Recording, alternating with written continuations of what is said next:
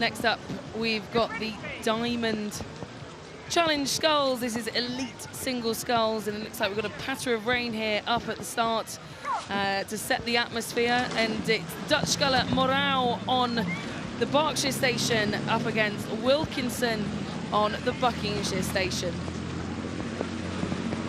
Clean start from both crews. Always, like you said, the clouds begin to gather around that start line. So, you know, as a competitor, you never quite know what conditions might bring when it's got this gust, it's got this breeze. You know, 2 boats down the course from this angle, it always looks like there's masses of space in a single. It never feels that way when you're competing. And this is an international crew from Neurhuis. Morreau here representing the Amsterdamse Studentenruivereniging Neurhuis, the students from the Netherlands, and Wilkinson of Leeds. Leeds have had a great regatta so far. They've got an 8 in the Thames Cup as well that progressed through.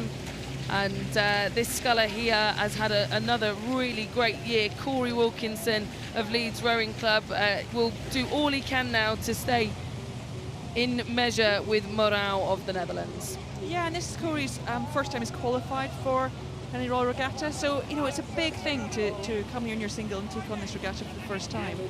What's brilliant is, you know, this is again a bit like the race we saw 2 races ago. When you've got that, it's not quite an overlap, but it's close, so it means that nobody in that race can really relax. And the great thing with single sculling is how fast things can change. You know, a burst of speed can really change an event quickly, so you it's hard to get relaxed and settled into this style, although they both look very nice low shoulders for single, I must say.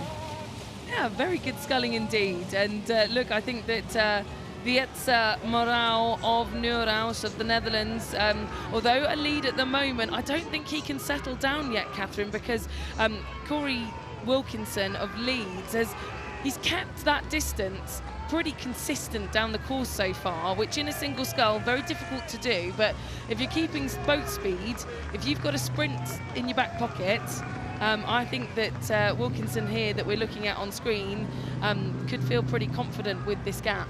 Yeah, and what Corey Wilkinson will be doing is you don't want your opposition, especially in this sort of 2-boat style racing, you do not want your opposition to get comfortable and get relaxed and just start eating up the distance. You want to feel they are constantly under pressure, and like you said, especially in the singles races when you can make an impact really quickly.